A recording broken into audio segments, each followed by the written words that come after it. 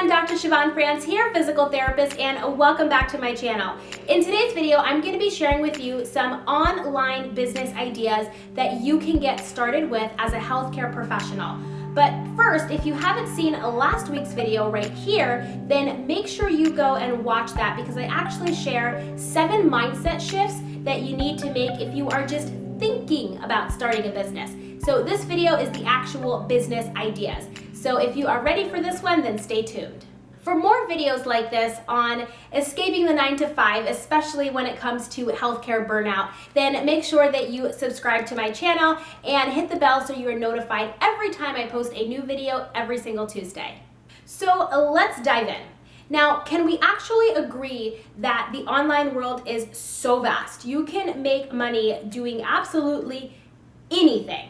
And I mean anything. I'm going to be sharing with you some of the top ways that you can actually make money online, not just as a side hustle, but actually a business, something that can sustain you. So here is online business number 1. Amazon FBA. So FBA stands for Fulfillment by Amazon. All this is you purchase products from a website called Alibaba, and then you put your own private label on it, and then you send it to Amazon and they start shipping out your product. Sounds super simple, right? But that's just the gist of it. This can actually get a little bit tricky. First thing is you actually have to find a product, and not just any product, but a profitable product. So a product that you know that people are going on to Amazon to actually buy. And you want to make sure that you're sticking within a certain niche. So maybe you are in the baby niche, or you're in the cooking and home goods niche, or maybe you're in the technology space. So whatever it is, you want to pick your niche, and then you want to have a product, a profitable product that you know is already selling. And there's a lot of ins and outs that you can do in order to figure out what is really selling. One of the biggest issues with this is that there's a lot of upfront cost. You're also having to deal with a manufacturer that is overseas that you don't get to see, but you're really just communicating with online. So this heavy upfront cost can be a deterrent for a lot of people because they're pretty much spending a lot of money and kind of hoping that their product sells. Now, there are a lot of programs out there that teach you how to sell products on Amazon at a very cheap cost, meaning you don't have to put a lot of upfront money out, but you still have to be very careful because I've known a lot of people to spend quite a bit of money, and even though they may have gotten a return on their investment, they probably just broke even or didn't make what they wanted to make, and they put a lot of time investing into this. So having to deal with the actual manufacturer overseas, the upfront costs, trying to learn the ins and outs of how Amazon really works, trying to get to your product on number 1 page, because let's be honest, who actually hits the 2nd or 3rd page to purchase a product? Maybe you're on the 2nd or 3rd page, but you're not necessarily going to buy those products. So you also have to keep in mind that you're competing with other people that are already in your space. And then you have to build up your reviews because we all make a purchase based on how many reviews. It's the first thing that we go to. So there's a lot of ways that you can build up reviews, but this is just a way that you can create a business. And I do know people creating a very successful business on Amazon, but you really have to weigh in, what suits you. So that's why it's important for you to go back and check last week's video on those shifts that you have to make if you're thinking about starting a business and really putting things into perspective. So business number 2 is a drop shipping. So if you have purchased anything from Facebook or Instagram, then probably 9 times out of 10, you have purchased something from a Shopify store. So essentially, it is just an online storefront. You have a manufacturer, and then you have your storefront, and this is where you have products that now when somebody buys your product, then that manufacturer is responsible for sending out the product to the end user. So what a lot of people are doing here is they are running Facebook ads or Instagram ads. I am sure you guys have seen those. If you are anywhere online on any of the social media platforms, I know you are seeing ads all over the place for cat socks, all the way up to, a workout tee, right? You're seeing so many different things. A lot of those are Shopify stores. So the issue here is that you actually have to bring customers, or I should say potential customers, to your store. Whereas on Amazon, people are already going on Amazon to buy. But if you are doing drop shipping, how are people going to know about your store? This is why Facebook ads, Instagram ads, and Snapchat ads, that's why people are running ads all over the place to bring more eyeballs onto the thing that they actually have to offer. Not only that, but you now have to take care of customers. And you have a personal relationship with the customer, and you have to make sure that they got their product. And let's say there is an issue on the manufacturing side, then you have to handle that. So there's a lot of moving parts that you will have to manage here. And this is very similar, honestly, to Amazon FBA in terms of the aftermath of how you manage just the manufacturing process as well as the customers and the end users. There's just a lot of things in both of those models that are really out of your own control, but you're the one that's actually left with much of the work or the actual cleanup if something were to go wrong. So the third online business model is becoming an affiliate. So this is super popular right now. And if you have watched any of these YouTube videos, then you may have seen a lot of influencers say, I used X, Y, and Z product. You can get that down in the description box. So what that is oftentimes an Amazon affiliate link, or other companies have it too. So all this is when you sell a product that another company has, that company will then give you a commission for selling that particular product. There are a lot of companies that actually have affiliate links, and Amazon is one of the biggest affiliates. So you can actually go online and set up to be an Amazon associate, and they're going to give you links to various products that you are using. So let's say you have a YouTube channel around cooking. Now you can do videos using certain products and then talking about them and posting those links inside of your description box. Now you do have to give a disclaimer. If you are using any kind of affiliate link and you are earning a commission per the FTC, you do have to give a disclaimer that you are earning commissions from that. So if you, like I said, had a cooking channel and you had pots and pans and mixers and I don't know, I'm not a huge cook. I like cooking, but I'm not a cook. If you had all these baking goods and cookware and you had all these links for them, you're going to be posting that down in your description box so people can actually buy the products that you were using in your video. Another really popular thing when you are an affiliate is people create blogs, and these are called niche blogs. Now again, the cooking niche is very, very big, but you can have blogs around anything. I mean, basket weaving, how to crochet, how to fish. You can have blogs literally around anything, and you can find the products that you consistently use and really like and use those affiliate links inside of your blog. So the cool thing here is that when you really create a platform where you have content that you're consistently putting out, then people continue to find you, then you can continue to earn a small percentage over time.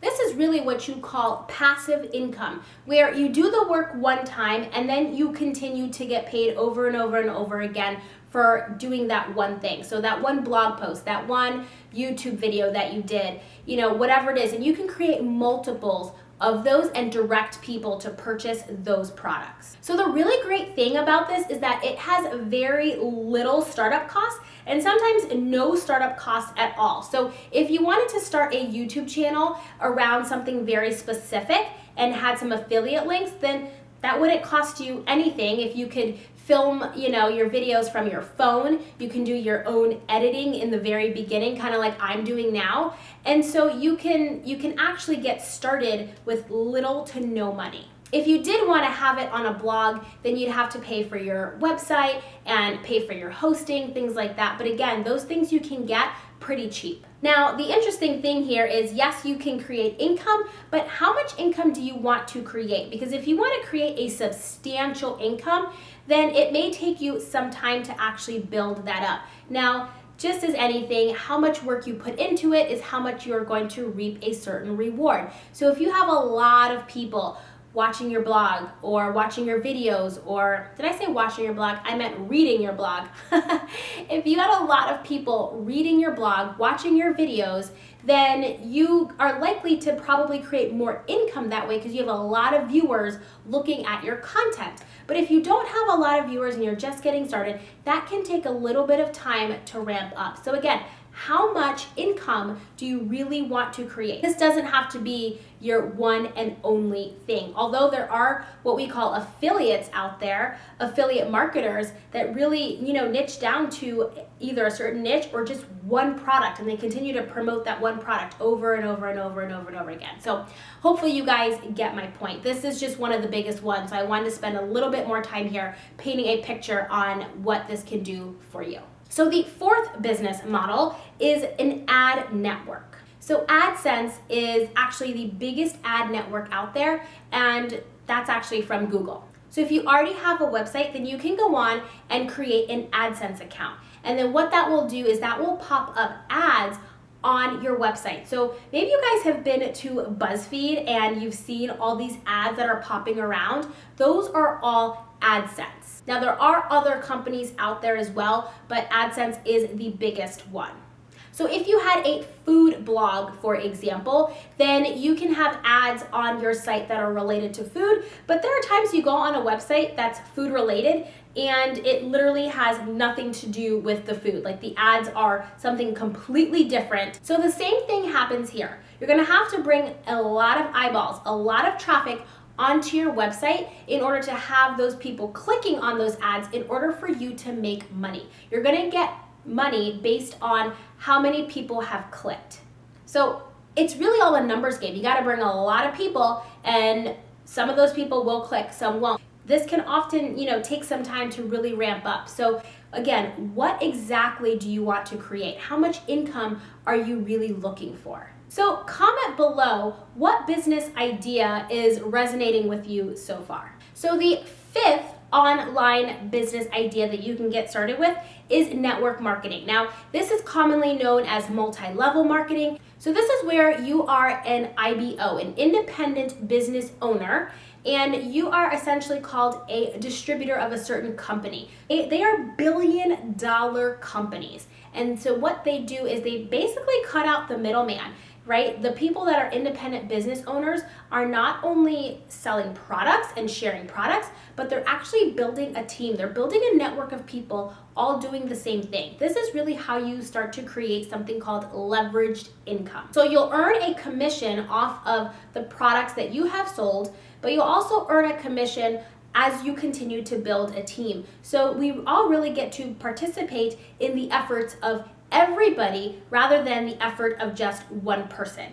So the great thing about network marketing is that it has a low barrier to entry. I'm sure you know somebody who is in network marketing. I'm sure you're seeing it all over your Instagram or your Facebook, and you're like, gosh, this person is doing this and this and this. And you're starting to see a lot of people joining network marketing companies. They're starting to align themselves with a company that shares maybe a similar mission or value as they do. But the great thing about this low barrier to entry to get involved with a network marketing company is that the income potential is truly unlimited. And that is money that you continue to get month after month after month after month as you continue to build a very strong team and network. Now, I will say this, you do have to develop skill sets to be a professional network marketer. You can't just go spamming all your friends and your family members. There really are skill sets that you have to develop to be in any business, but there's really some unique skill sets that network marketers really gain. And I'm sure you know a lot of people who probably aren't really successful, but I'm sure you also know some people that are very successful. So it's really just how you treat it. Robert Kiyosaki, the author of Rich Dad, Poor Dad, and he actually calls network marketing the business of the 21st century. Just keep in mind that with the right training, you can be successful. And with anything, you really have to have the mindset that you're gonna do it. All right, so last but not least, online business number 6 is becoming a coach or a digital course creator. Now, this is a booming industry right now. Becoming a digital nomad and becoming a laptop lifestyle entrepreneur is really big right now. There are a lot of coaches, relationship coaches, business coaches, mindset coaches, transformational coaches, life coaches. I mean, you name it, there is a coach for it. Now, some people are actually certified in order to be that. They've taken so many classes and they've gotten a certification program. Then there's other people that just have their own life experience and have been able to pull themselves from A to Z, and now they're helping other people do that through their own experience, but they're not necessarily certified.